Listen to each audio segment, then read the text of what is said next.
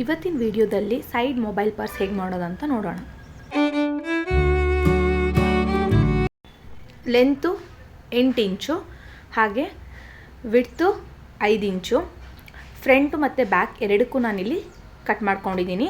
ಹಾಗೆ ಫ್ರಂಟು ಮತ್ತು ಬ್ಯಾಕಿಗೆ ಲೈನಿಂಗ್ನು ಕಟ್ ಮಾಡಿಕೊಂಡು ಆ ಲೈನಿಂಗ್ನ ನಾನು ಕ್ಯಾನ್ವಾಸ್ನ ಅಟ್ಯಾಚ್ ಮಾಡ್ಕೊಂಡಿದ್ದೀನಿ ಆಲ್ರೆಡಿ. ಸೊ ನೀವು ಇದೇ ರೀತಿ ಫ್ರಂಟು ಮತ್ತು ಬ್ಯಾಕಿಗೆ ಮೇನ್ ಫ್ಯಾಬ್ರಿಕ್ಕು, ಲೈನಿಂಗು ಮತ್ತು ಕ್ಯಾನ್ವಾಸ್ನ ಕಟ್ ಮಾಡಿಕೊಂಡು ಅಟ್ಯಾಚ್ ಮಾಡ್ಕೊಳ್ಳಿ.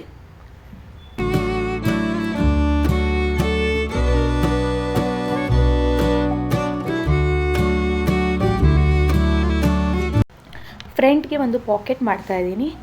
ವಿಡ್ತು ಸೇಮ್ 5 ಇಂಚು ತೊಗೋಬೇಕು. ಲೆಂತು ಇಲ್ಲಿ ನಾನು 6.5 ತೊಗೋತಿದ್ದೀನಿ. ಫ್ರಂಟಲ್ಲಿ ನಾನು ಆವಾಗಲೇ 8 ತೊಗೊಂಡಿದ್ದೆ. ಸೊ ನಾನು 8ಕ್ಕೆ 1.5 ಮೈನಸ್ ಮಾಡಿಬಿಟ್ಟು 6.5 ತೊಗೋತಿದ್ದೀನಿ.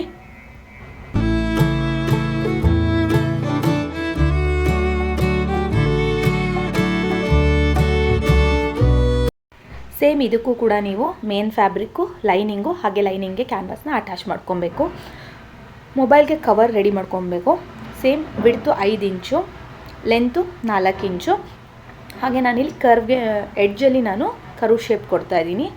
ನಿಮ್ಗೆ ಯಾವ ಶೇಪ್ ಬೇಕು ನೀವು ಆ ಶೇಪ್ನ ಡ್ರಾ ಮಾಡ್ಕೊಬೋದು. ಇಲ್ಲೂ ಅಷ್ಟೇ ಮೇನ್ ಫ್ಯಾಬ್ರಿಕ್ ತೊಗೊಬೇಕು. ಹಾಗೆ ಲೈನಿಂಗಿಗೆ ನಾನು ಕ್ಯಾನ್ವಾಸ್ ಅಟ್ಯಾಚ್ ಮಾಡ್ಕೊಂಡಿದ್ದೀನಿ.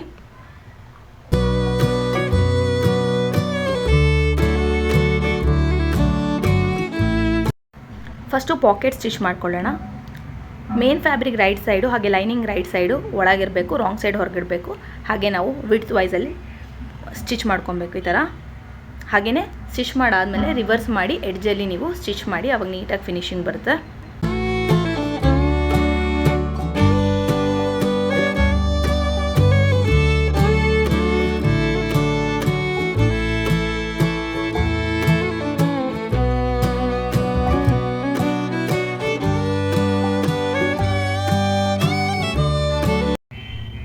ಫ್ರಂಟ್ ಸೈಡ್ದು ಮೇನ್ ಫ್ಯಾಬ್ರಿಕ್ ತೊಗೊಳ್ತಾ ಇದ್ದೀನಿ. ಈ ಮೇನ್ ಫ್ಯಾಬ್ರಿಕ್ಗೆ ಈಗ ನೀವು ಪಾಕೆಟ್ ಸ್ಟಿಚ್ ಮಾಡ್ಕೊಂಡಿದ್ರಲ್ಲ, ಆ ಸ್ಟಿಚ್ ಮಾಡಿದ್ದು ಮೇಲೆ ಬರಬೇಕು, ಸ್ಟಿಚ್ ಮಾಡಿಲ್ಲದೆ ಇರೋದು ಕೆಳಗಡೆ ಇರಬೇಕು. ಈಗ ನಾವು ಬರೀ ಎಡ್ಜಲ್ಲಿ ಸೈಡ್ 2 ಎಡ್ಜ್ ಇದೆ ಅಲ್ಲ, ಲೆಂತ್ ವೈಸು ಅಲ್ಲಿ ನಾವೀಗ ಸ್ಟಿಚ್ ಮಾಡಬೇಕಾಗತ್ತೆ. 2 ಸೈಡು ಸ್ಟಿಚ್ ಮಾಡಿ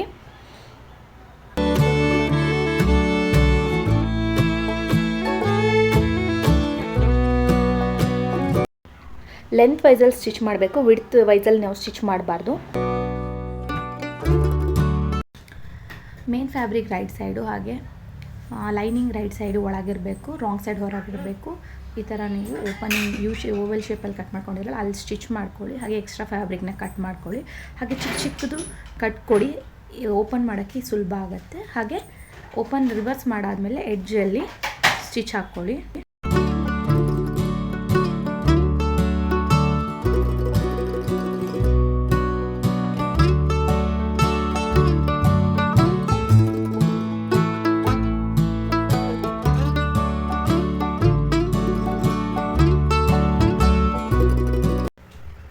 ಬೆಲ್ಟ್ ಮಾಡೋಕ್ಕೋಸ್ಕರ ಇಲ್ಲಿ ನಾನು ಕ್ಲಾತ್ನ 2 ಫೋಲ್ಡ್ ಮಾಡ್ಕೊಂಡಿದ್ದೀನಿ.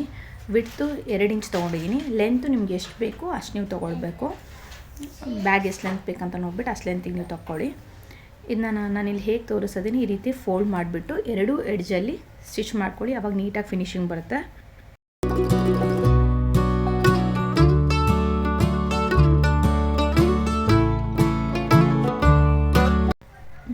ಬ್ಯಾಕ್ ಪಾರ್ಟ್ ಮೇನ್ ಫ್ಯಾಬ್ರಿಕ್ ತೊಗೊಳ್ಳಿ.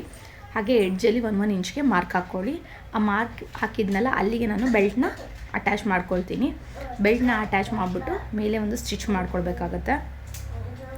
ನೋಡಿ, ನೀವು 1 ಇಂಚ್ ಅಥವಾ 1.5 ಇಂಚ್ಗೂ ಮಾರ್ಕ್ ಹಾಕ್ಕೊಬೇಕು. ನಿಮ್ಗೆ ಎಷ್ಟು ಬೆಲ್ಟ್ ವಿಡ್ತ್ ಬೇಕಂತ ನೋಡಿಬಿಟ್ಟು ಅಷ್ಟಕ್ಕೆ ನೀವು ಮಾರ್ಕ್ ಹಾಕ್ಕೊಂಡು ಅಟ್ಯಾಚ್ ಮಾಡ್ಕೊಳ್ಳಿ.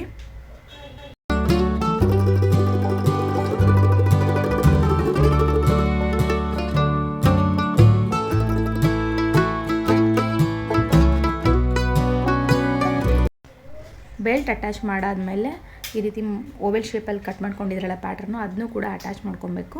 ನಾನಿಲ್ಲಿ ಹೇಗೆ ಅಟ್ಯಾಚ್ ಮಾಡ್ತಿದ್ದೀನಿ ಹಾಗೆ ಅಟ್ಯಾಚ್ ಮಾಡಿ, ಅದಾದಮೇಲೆ ನೀವು ಲೈನಿಂಗ್ ಕೂಡ ಒಟ್ಟಿಗೆ ಅಟ್ಯಾಚ್ ಮಾಡ್ಬೋದು.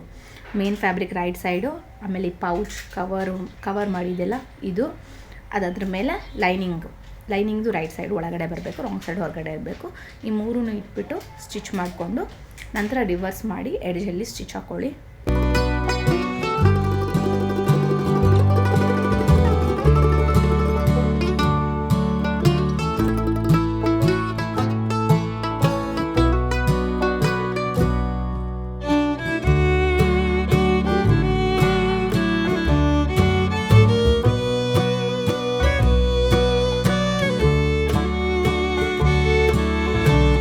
ಬ್ಯಾಕ್ ಪಾರ್ಟ್ ಸ್ಟಿಚ್ ಮಾಡಾಗಿದೆ. ಇವಾಗ ನಾವು ಫ್ರಂಟ್ ಪಾರ್ಟ್ಗೆ ಲೈನಿಂಗ್ನ ಅಟ್ಯಾಚ್ ಮಾಡ್ಕೊಳ್ಳೋಣ. ಆಲ್ರೆಡಿ ನಾವು ಫ್ರಂಟ್ಗೆ ಪೌಚ್ ಅಟ್ಯಾಚ್ ಮಾಡಿದ್ವಿ.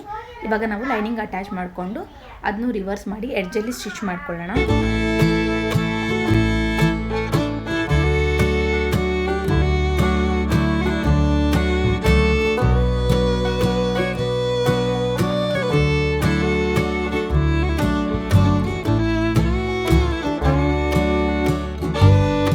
ಇವಾಗ ನಾವು ಫ್ರಂಟು ಮತ್ತು ಬ್ಯಾಕ್ನ ಅಟ್ಯಾಚ್ ಮಾಡೋಣ. ಹೇಗೆ ಅಟ್ಯಾಚ್ ಮಾಡಬೇಕು ಅಂತ ಅಂದರೆ ಫ್ರಂಟ್ ಮೇನ್ ಫ್ಯಾಬ್ರಿಕ್ ಮೇಲೆ ಬ್ಯಾಕ್ ಮೇನ್ ಫ್ಯಾಬ್ರಿಕ್ ಬರಬೇಕು, ಹಾಗೆ ಫ್ರಂಟ್ ಲೈನಿಂಗ್ ಮೇಲೆ ಬ್ಯಾಕ್ ಲೈನಿಂಗ್ ಬರಬೇಕು. ರೆಕ್ಟ್ಯಾಂಗಲ್ ಶೇಪಲ್ಲಿ ನೀವು ಸ್ಟಿಚ್ ಮಾಡಬೇಕು.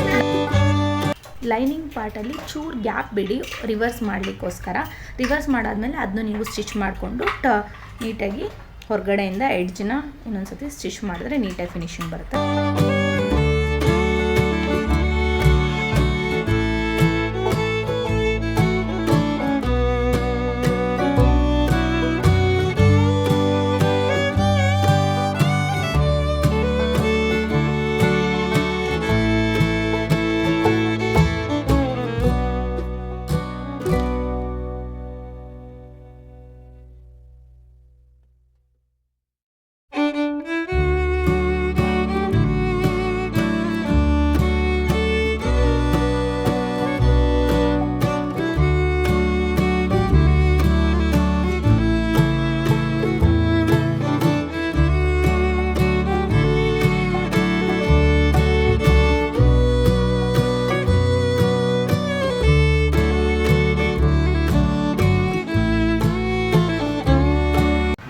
ಈ ರೀತಿ ರಿವರ್ಸ್ ಮಾಡಾದಮೇಲೆ ಎಡ್ಜಲ್ಲಿ ನಾವು ಸ್ಟಿಚ್ ಹಾಕೊಬೇಕಾಗತ್ತೆ, ನೀಟಾಗಿ ಫಿನಿಶಿಂಗ್ ಬರುತ್ತೆ. ನೋಡಿ ಇಲ್ಲಿ ನಾನಿಲ್ಲಿ ಆಲ್ರೆಡಿ ಈ ಥರ ಎಡ್ಜಲ್ಲಿ ಸ್ಟಿಚ್ ಹಾಕಿದ್ದೀನಿ. ಹಾಗೆ ಇಲ್ಲಿ ನಾನು ಟಿಕ್ ಟ್ಯಾಕ್ ಬಟನ್ನ ಯೂಸ್ ಮಾಡ್ತಿದ್ದೀನಿ ಪರ್ಸ್ ಕ್ಲೋಸ್ ಮಾಡಲಿಕ್ಕೋಸ್ಕರ. ಸೆಂಟ್ರ್ ಮಾರ್ಕ್ ಮಾಡ್ಕೊಂಬಿಟ್ಟು ನೀಟಾಗಿ ಅಲ್ಲಿಗೆ ನೀವು ಟಿಕ್ ಟ್ಯಾಕ್ ಬಟನ್ ಅಟ್ಯಾಚ್ ಮಾಡ್ಕೊಳ್ಳಿ, ಅಥವಾ ನಾರ್ಮಲ್ ಬಟನ್ ಆದರೂ ನೀವು ಅಟ್ಯಾಚ್ ಮಾಡ್ಕೊಬೋದು.